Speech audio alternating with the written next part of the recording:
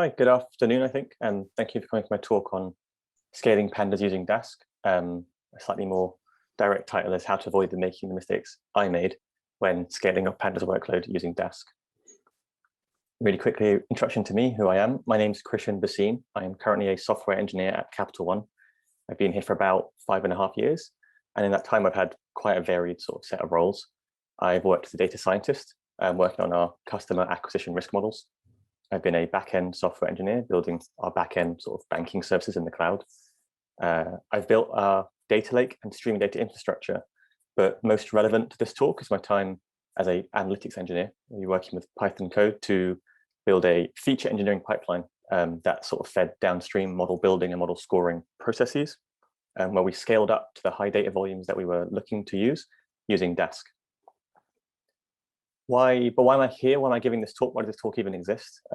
As part of building this pipeline, we went through quite a performance and resiliency improvement journey from a place where at one time, within 72 hours, it couldn't even complete 10% of our target workload, to the place where we are now, where it'll do the full thing in an hour or even less.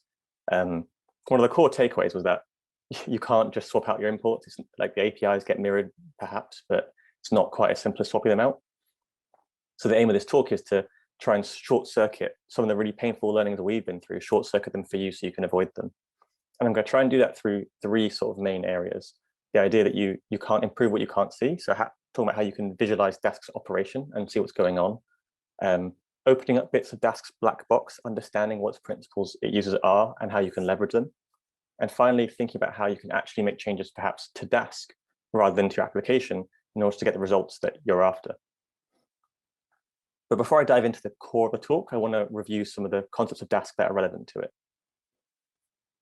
So I'd argue you can split the whole Dask project into more or less two layers. The top layer I put here is sort of the API layer. Now these will provide you with really nice interfaces to plan your computation. They aim generally to quite thinly wrap well-known Python APIs. Dask Array wraps NumPy, Dask Data Frame wraps Pandas, or they'll give you access to generic delayed functionality through an annotation, which is what the Dask delayed on the top right is. There are more APIs that are not listed here, like XGBoost, which wraps XGBoost. Now, unlike the Python APIs, the Python code they wrap, these ones do not actually trigger any work immediately. What they do is they return you a delayed object. They return you a promise that when you complete the computation, this will contain your data. It's just not there yet. The other part of the Dask project is the schedulers. They're broadly, you can split them into two sort of separate areas.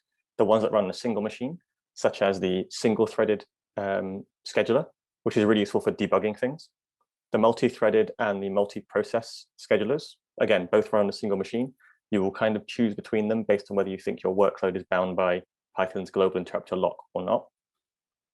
And then you have a distributed scheduler, which works equally well on a single machine as it does across a whole cluster, a whole farm. And it's kind of the one you're going to want if you're doing anything at any kind of scale. It's much more sophisticated. It's under active, heavy development, and it's the one that I use and I'll be talking about today.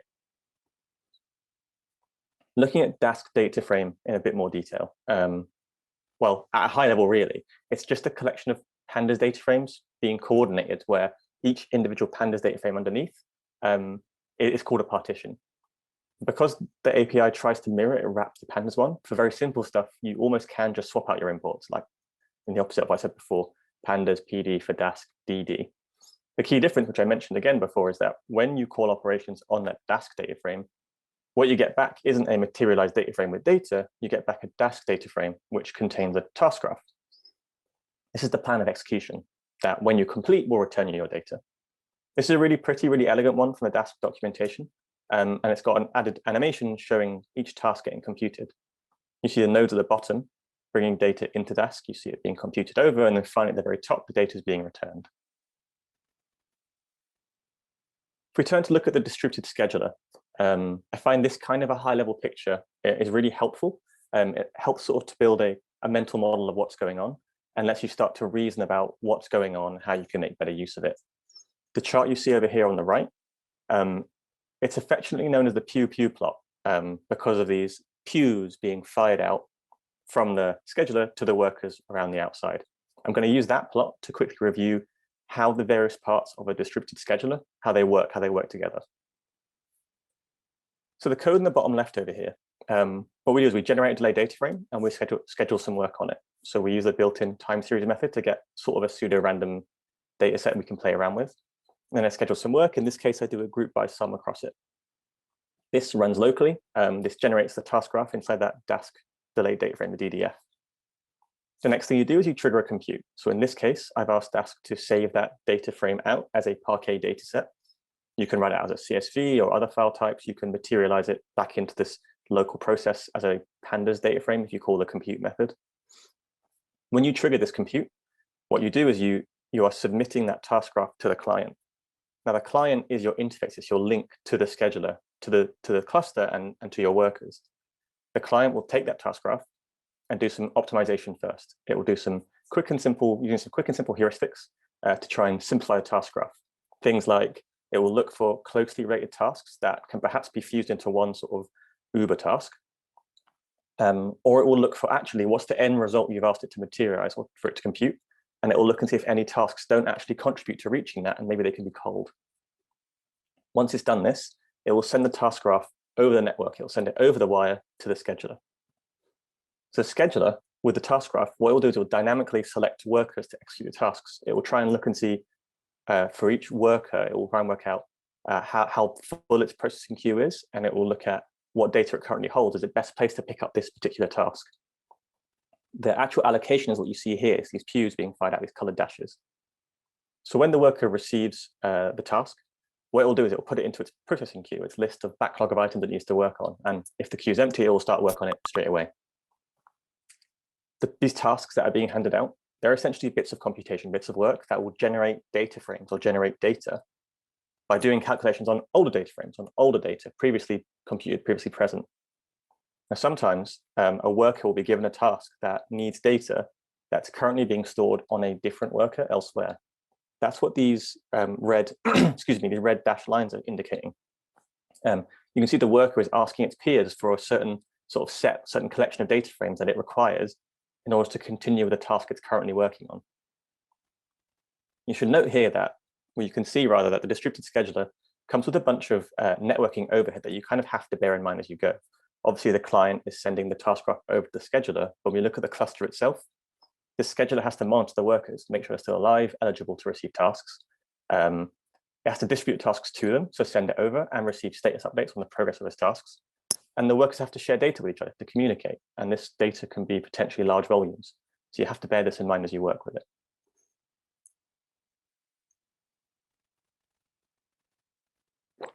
So after that really, after that really fast review of how Dask and distributed work, I want to go over my sort of 3 pillars that I mentioned at the start. And I'm going to immediately cheat and start with number 0, which is odd for a Dask Summit sort of talk, but don't use Dask unless you absolutely have to. It's a fantastic project. It's really, really powerful and really helpful. But Pandas is simpler to debug. You almost definitely will know Pandas better than you know Dask. And when you use Pandas, you don't bring along this whole class of problems that you get with distributed computing. So I think the 0th thing I'd advise is try hard to avoid stepping out of Pandas into Dask, unless you've mentioned you've got scaling issues that Dask will help you with. Things to try first are, have you tried stepping out of Pandas into the underlying NumPy arrays and computing directly there? Have you tried sort of intelligently or selectively applying Number to get some speed boosts elsewhere? Secondly, though, say you do find that you need to use Dask because you have scaling issues that will help you solve. Because Dask data frame is more or less a clever wrapper that coordinates lots of Pandas data frames internally, good Pandas knowledge, good Pandas code will translate to good Dask code. So don't throw it all away. So given that you're going to use Dask, let me share a little bit about how you can reason about what Dask is doing or going to do using its visualization tools that's available to you. So when you want to inspect small-ish bits of functionality, Dask has a built-in method, visualize method, which is really, really great. You can see how your business logic gets translated into Dask tasks. So here, the circles, they're tasks. They will consume and or produce data frames. And these rectangles, these are data frames themselves, where the number inside represents which partition in particular we're looking at. So this task graph is showing a Dask data frame which only contains a single partition. So this is really good for spotting bottlenecking, for spotting dependency issues. And as a brief side note, this might sound obvious, but I want to point out that Dask will do, in terms of ordering, exactly what you ask it to do. We can see that I've scheduled a multiplication and a division operation, which I then later on assign back to the main data frame. Now, these division and multiplication operations are independent of each other, so Dask can comfortably schedule them in parallel. But when it comes back to the assignment, because I'm referring back to the same data frame, you can see that the result of division is assigned back first before the result of the multiplication, because that's the order in which I scheduled those tasks.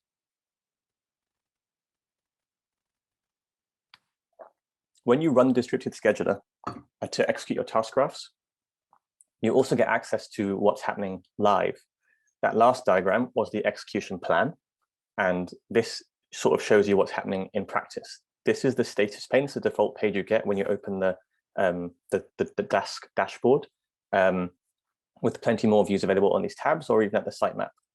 So these views are all really helpful to get an idea of what's going on. This view in particular shows you what tasks exist across your entire task graph. It shows you the state, a brief window into the state of your workers, so how full or how large their queues are and how much data they're storing in RAM, and a task stream, sort of showing a live view of ongoing work.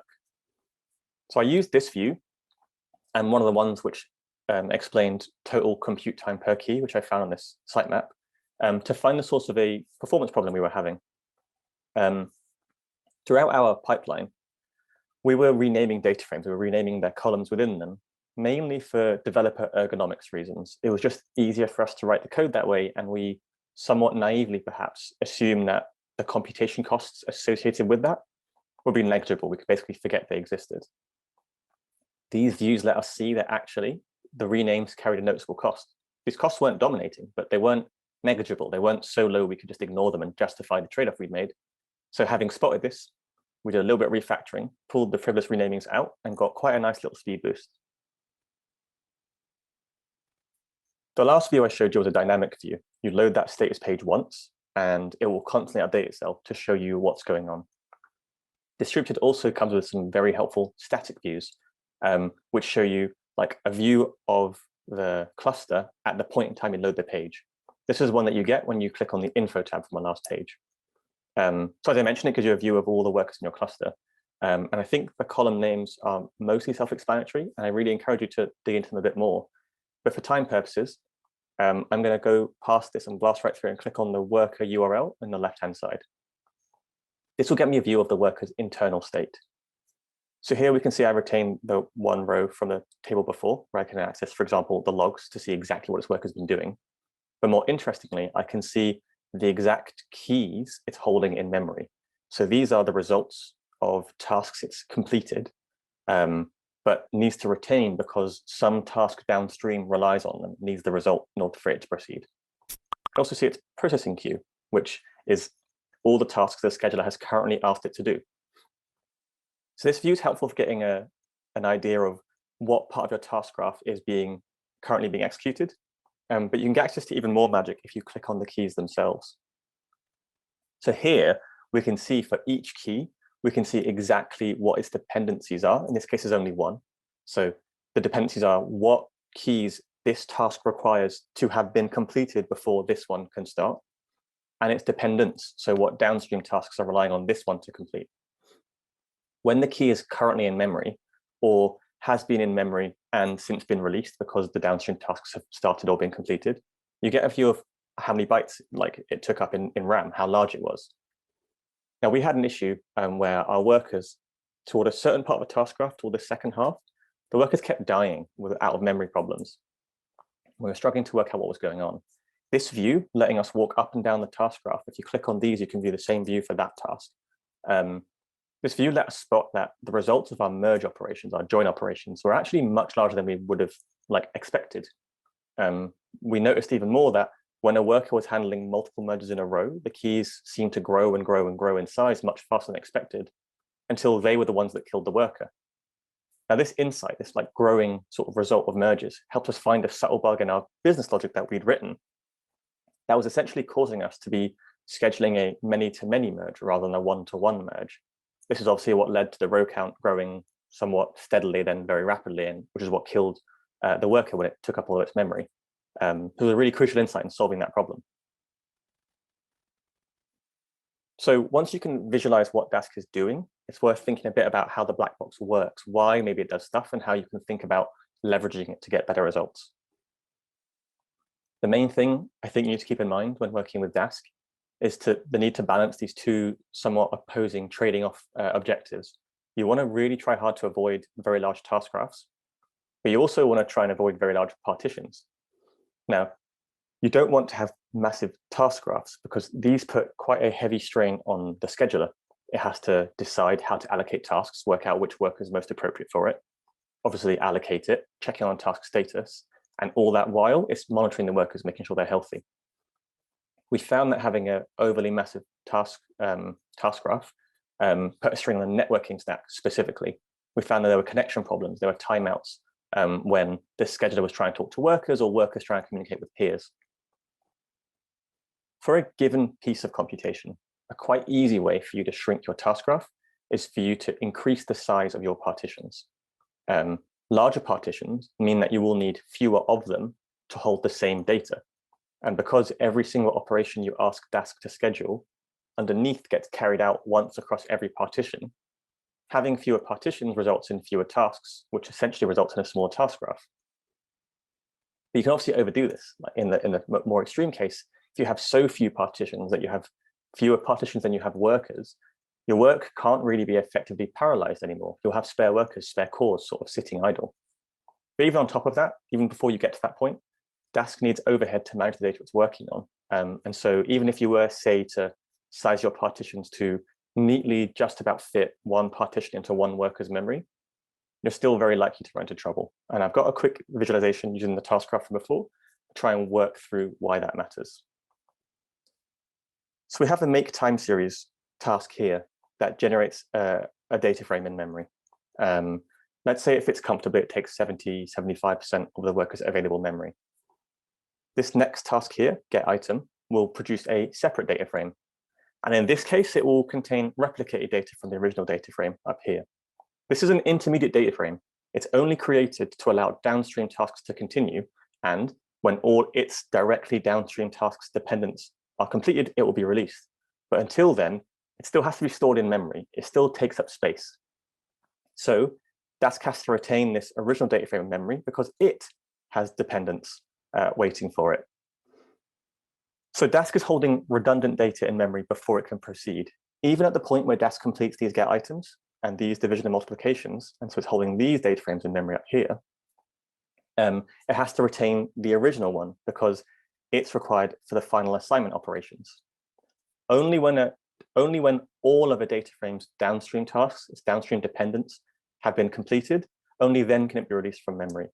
So even if you make a single partition just about fit into memory, because Dask will have to keep holding old data, even as it generates new data, this just about sizing strategy won't work in real life.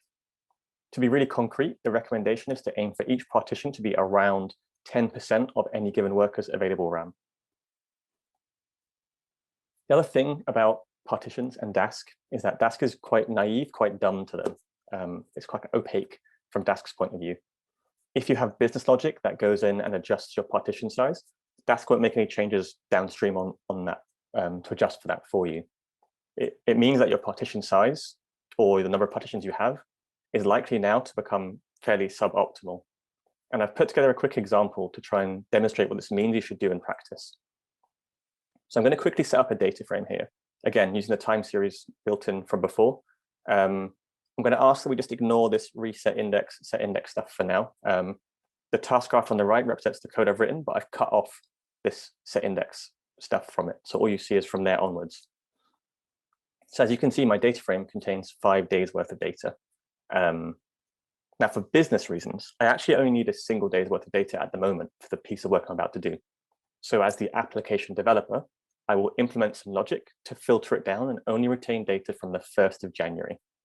Now, at scheduling time, at planning time, Dask, the task graph, cannot know that this function will have any effect on partition size, whether it will change it, increase it, decrease it.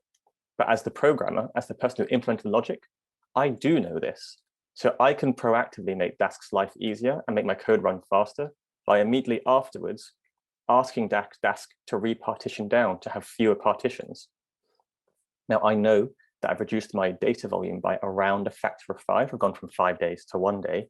And so I'll do the same sort of thing for my number of partitions. I'll ask Dask to go to roughly 1/5 of the number of partitions. This is a really, really straightforward way to drastically reduce the number of tasks you have in your application. It will speed it up and make it more resilient. So I started this example by saying, please ignore this reset index, set index stuff. That was only for this example, because in the real world, how you set your index is something you should really absolutely pay attention to. This is where the whole distributed computing thing stuff comes to bite you. It's where things that you perhaps didn't have to worry about as much in the past will really hurt you now. The task graph that you see on screen is the task graph generated by that set index operation. It's the bit of the task graph that I cut off from the last screen. What you saw before was everything above here. More specifically, this bit over here, this middle bit with all the cross sort of lines, these are tasks generated by the shuffle part of the workflow. So when you set an index in Dask, Dask will order your data by that column that you've chosen. Now up front, Dask doesn't know how the data for that column is distributed across your partitions. So it has to sort of schedule tasks to cope with, it has to assume the worst case, which is that column's data is distributed roughly evenly across all your partitions. So this means as part of this sort operation, which is required to set the index, for this sort, any given partition that you have will be required to communicate with literally every other partition present in the data frame. This is an operation that scales with the order of n squared, if you think about it. Like, it's very, very painful, very expensive. Now, I think in the actual implementations, Dask does some fairly clever stuff to try and bring this down to something like n log n cost, and it takes a burden of data replication costs elsewhere. But this is still not a cheap operation at all, and you can see how it severely limits the parallelism upstream of this. So my next piece of advice, based on sort of Dask's internal and its principles, is that I think you should avoid shuffling as much as possible, avoid it like the plague. You can do this if you think really carefully about what column to use as your index. Think about your workload and your use case, the analysis and computation you want to do, and off the back of that, decide what index to use. When you have chosen the index, wherever possible, see if you can bring the data into Dask pre-sorted along that index. If you use a format like Parquet and you've sorted it, that index can already be set. It'll arrive in Dask already with an index. If you're using text-based data storage like a CSV file, if you pre-sort it, bring it in and then set the index while telling Dask you've pre-sorted it, your task graph from before looks like this now. All you get are these simple fixed overlap tasks rather than that horrible shuffle. When you do a group by or a join, and you don't include the index in those operations, in those keys, they will require a shuffle operation. So wherever possible, include the index in your merging keys, include the index in your aggregation operations. And again, if you think really carefully about how you're going to use the data sets, and therefore think really carefully about what column to use as your index, you can avoid a lot of this pain. So the last aspect I want to talk to you about is how you can actually make changes to Dask rather than to your application, and that will help you get the results you need. So Dask has endless configuration options you can change. There's a URL I've put on the top of the slide where you can view the whole list. Now, these all come with very, very sensible defaults, but by no means are these defaults globally optimal. And so I really encourage you to dig into them and change what you need as you may come across, when you come across problems. You can, for example, you can configure how aggressively Dask spills data to disk using the options that you can see on this slide. So as a quick recap, Dask lets you work on data that's too large to fit into memory. When a worker notices that it's starting to build memory pressure, when its available memory starts to shrink, it will take partitions, it will take bits of data that it doesn't think it will need in the immediate future, and it will write it to disk. And later on, when it needs it, it will read it back into memory. Now, I had an issue where my distributed workers, my Dask workers, they were splitting to disk, far too aggressively. They never seemed to exceed 25% RAM utilization. And this made me quite sad, actually. At the time, I was using an instance with 1 TB of RAM, but I was never really using more than 250 gigabytes of it. So this was a large compute instance I was paying for, but not really using to its full potential. But additionally, when you spill to disk, especially unnecessarily, it's costing you speed, it's costing you time, because you're taking this representation of data in memory, you're having to serialize it and then write it out to a slow hard drive. And then when you need it later on, you have to do the reverse. You can deserialize it into memory and then it's ready to be used. It turned out that for my use case, the workload I have, the dask.sizeof utility here, or function here, that's being used for the target, it was actually overestimating the size of my objects in memory. And that is what was triggering the spill to disk too early. So I changed my configuration to Dask. I deactivated the target option by setting it to false, which meant that the only way that Dask or distributed would trigger spill to disk was based on a reading of PS util. And suddenly my utilization went straight up to 70% as expected. I was using much more of my available memory. This is just one example of how looking at and changing Dask configuration can help you make your application run better. But obviously, changing configuration options will tune Dask or make it work better just for you. But there are ways that you can make Dask work better for you and for everyone. And that's if you contribute something back to the project. So here's an example of a problem that I ran into, that me and my team ran into, that I fixed for myself, we fixed for ourselves, sorry, and then started the process of sharing back with the community.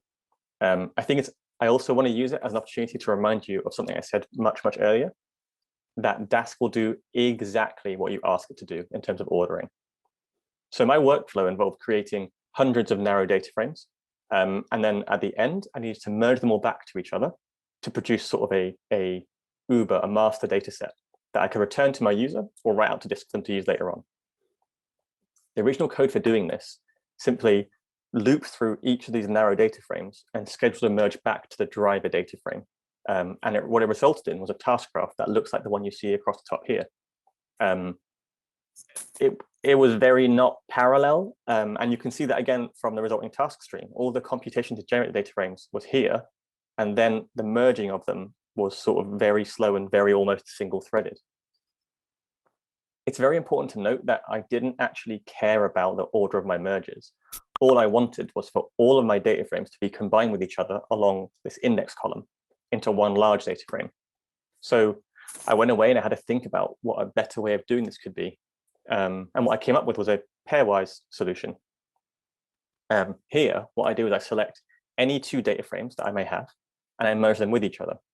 And I do this across all of my sort of narrow data frames that I had. I now have half the number of data frames. I then take those half number and do it again, pair them up and merge them, and keep going up this tree until I only have a single data frame left. And you can see like this task graph implies it could have a much more parallel execution. And you can see from the task stream on the right, it did. It was much more parallel, and it dramatically reduced the computation time for our pipeline. Now, the interesting or important thing is that none of this logic I wrote, none of it was really specific to my data pipeline. Like it was a useful thing for merging many data frames when all you wanted was to join along a single key. So what I started to do is I started to make it a bit more generic. And I've opened a pull request to try and bring it back into Dask. The Dask maintainers are very welcoming of new users and new contributors. And I've been very lucky, I've been very privileged to get to contribute more than a few bug fixes or features like this through my work. And I guess I want to end by saying that you can contribute too. If you check out any open issues on the repos, or if you have any bugs that annoy you, or documentation that's potentially unclear, or features that you think might be missing, you can open a pull request and contribute them back. So that was my run through of how to scale your pandas workflow using Dask. I hope that by sharing some of the ways that I managed to avoid the pain or work through it will help you solve these problems for you faster. And I'm obviously here to take any questions if you have any. Thank you. All right, that was a brilliant talk, Christian. Thank you very much. Unfortunately, we ran already over time due to my technical issues in advance. So I'll kindly ask you to move on to Slack to ask questions and have a discussion. So Christian opened a dedicated Slack channel even. So feel free to move on to there, and we will directly jump to the next session. Thanks a lot, Christian. That was really great. Thank you.